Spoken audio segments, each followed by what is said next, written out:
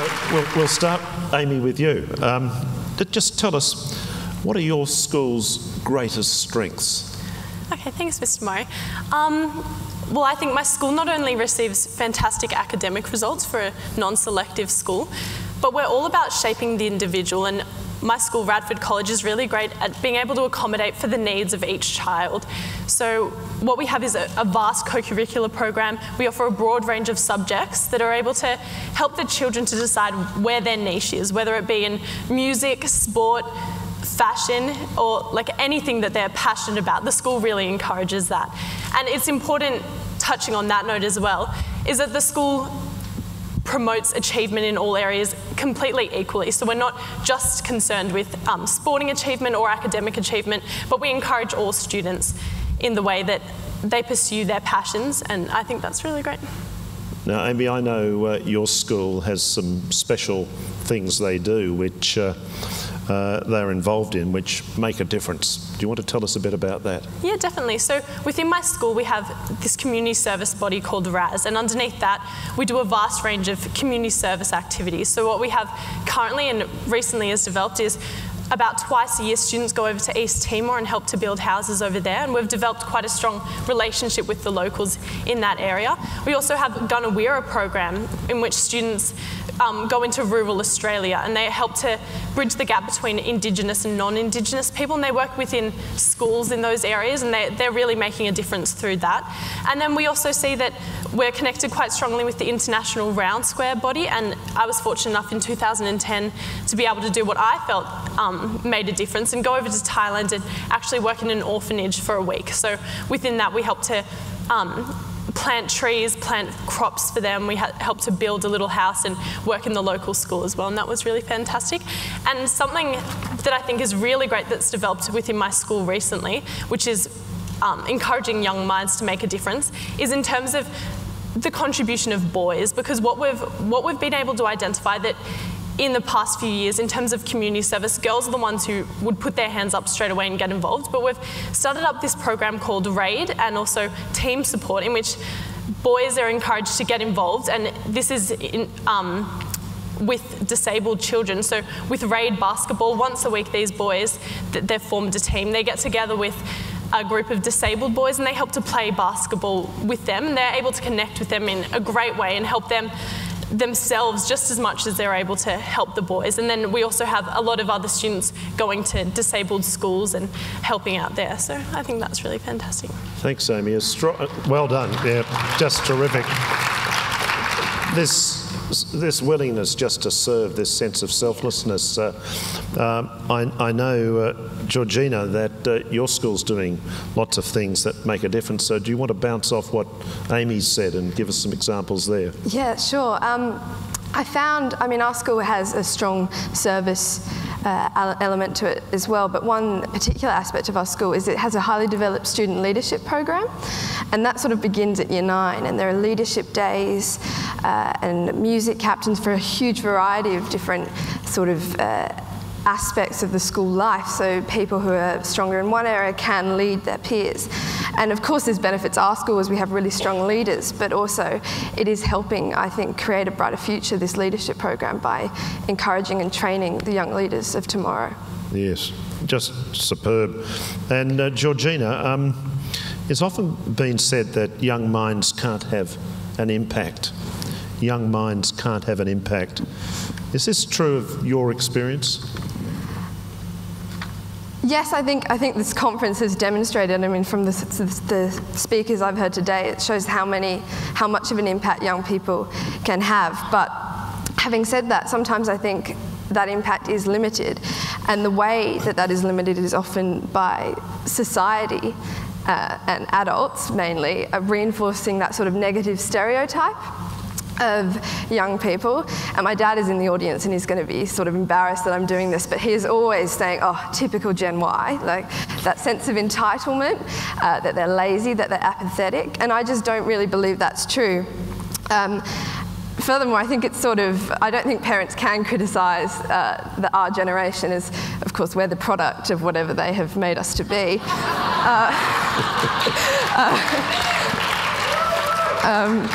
You've got a few supporters out there, Georgina.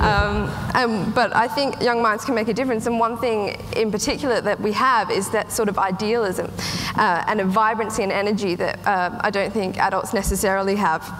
We're also very savvy and adaptable and self-reliant, and we're also global citizens, I think, and technology has particularly helped that develop. So I think young minds' ability to make a difference actually lies in the ability of adults to listen to young minds. And also another powerful way we can do that is our ability to influence each other, our peers.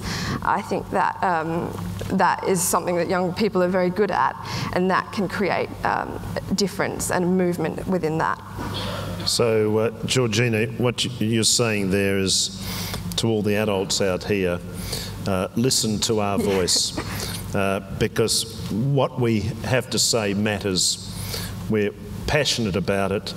We can make a difference, but we want these older generations, the baby boomers and all that are below, to say, hey, we count, we matter.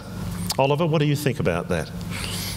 Yeah, it does raise the question of what sort of impact do us young people have on society and on those around us. And one of my favourite Bible verses is in 1 Timothy, where Paul writes to Timothy, he says, "Don't let anyone look down on you because you are young, but rather set an example for believers in speech, in conduct, in love, in faith and in purity." And I think for me that just resonates in my life. Just because I'm young doesn't mean that's an excuse to be reckless or anything like that. That we as young people, we can be at the forefront of setting an example of how to live and how to treat each other. And I think the impact we can have in the way that we live can be tremendous. So.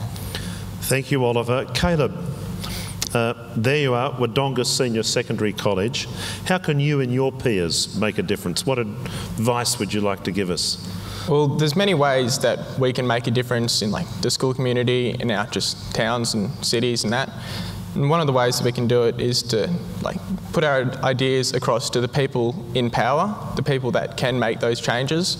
They're not going to know what changes that need to be made unless we put the voice out there and we let them know. So we need to let them know what's going to affect us and make it better for us as youth and as the future generation. So there's lots of ways that we could do that, like just in a school sense, through like school media, and so like school newsletters, if your school has like radios and that sort of stuff.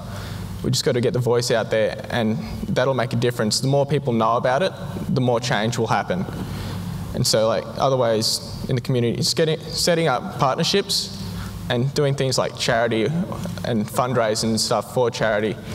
So it can like, you get the money out there and it makes a change, it makes things better for everyone else. And so like cancer research, the more we get that done, that's a big thing. And so it can change that and make it better, fix cancer in the long term, which would be great. And we're the people that can do it, the youth, because we're going to be the future. And we're at the forefront of everything that's going to happen, and we make the difference. And so it'll help us close the gap between generations, so like the baby boomers and all the different generations. It'll bridge that gap and make that smaller, so we become more out there, and it makes us more aware. And as I said before, yeah, the more aware people are of the problems, the more people will want to change them. And it only takes one person to make a change, and you just got to become that one person. Wow, pretty wise words there, Caleb. Wise words from a young mind. When you are trying to encourage those at school to get involved in, let's say, fundraising, what's your experience? Is it hard to get them involved? Not necessarily. Like, there's going to be some students that are straight up say, oh, no, I'm not going to do that. But you just got to get the word out there. So the more people you tell, the more people you know, the more it's going to get out there. Like with Facebook, it's just as simple as creating a page to let people know that this is what we're doing, come and join. And the more people that know, the more people you're going to get involved and make the change and participate. And Amy, I know you were talking earlier about that sense of service and getting involved. Just tell us how you feel when you're doing that, when we are serving selflessly. What's going on in your emotions?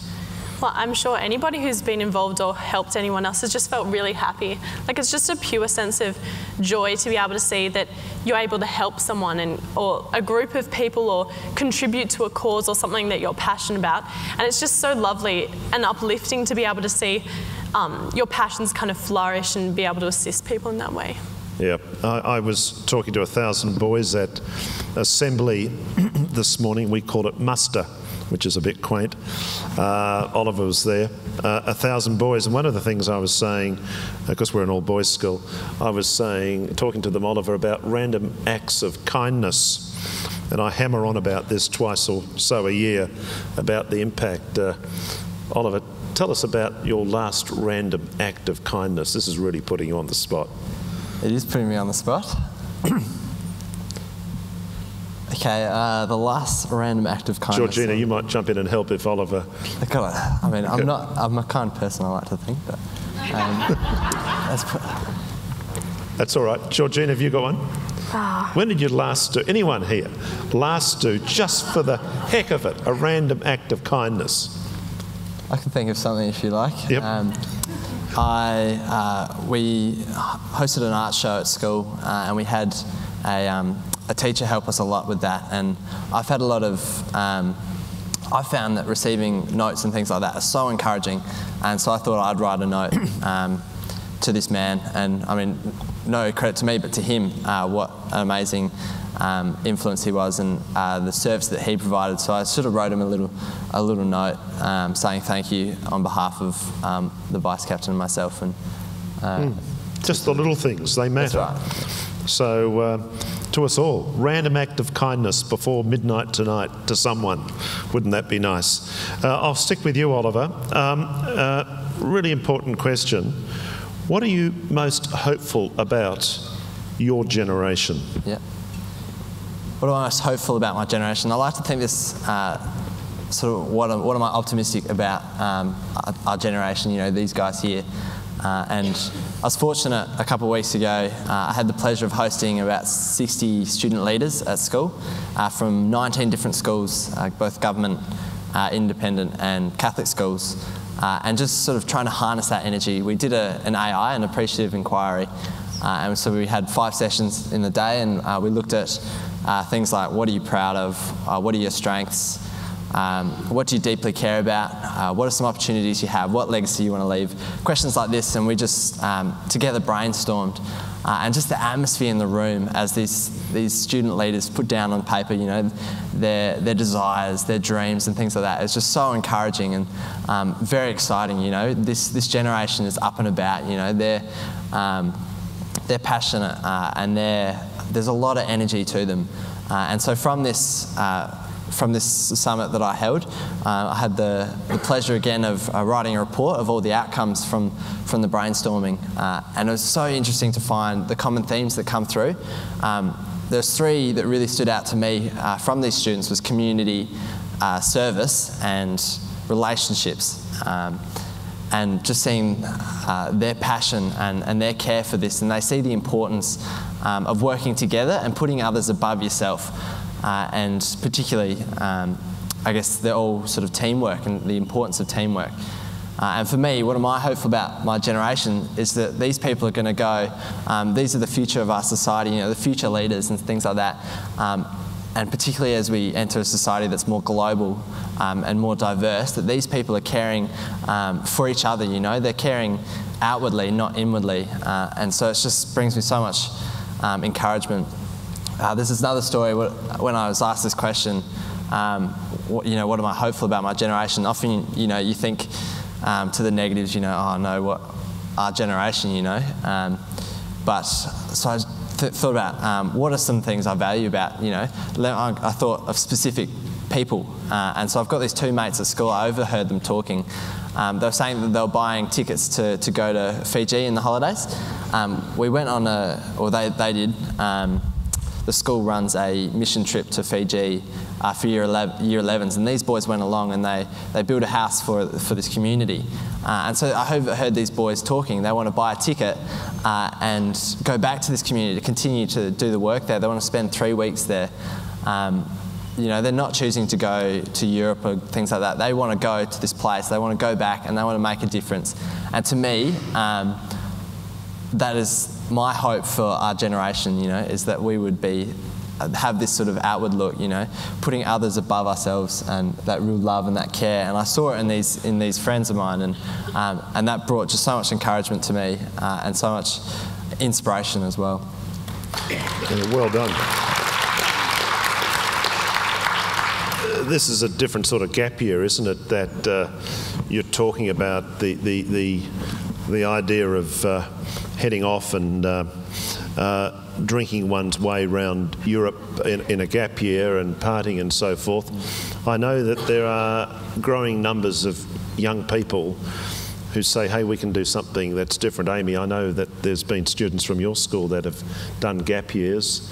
One I can remember who did a gap year, didn't she, up in Timor, East Timor, and did some work there? Yeah, certainly. I don't know her personally, but a lot of our students go on to do service programs in their gap year. Part of the college funds actually support them in their initiatives, and it's really great to see people pursuing what they've started in school or some passions that have kind of developed and actually going out and doing something. And there's a really great saying that I'm sure a lot of you know, and it goes by, for evil to prevail, all that it takes is for good people to do nothing. And I think that what's really important about our generation is that I'm optimistic that we won't just do nothing. Where we see that there's an issue, where we have a strong passion to change something, I'm really optimistic that we'll be able to do something, whether it be a really small step, like donating money to a charity that you really believe in, or whether it be a bigger step, like spending a whole year going to a place like East Timor and actually helping to build your way into that community.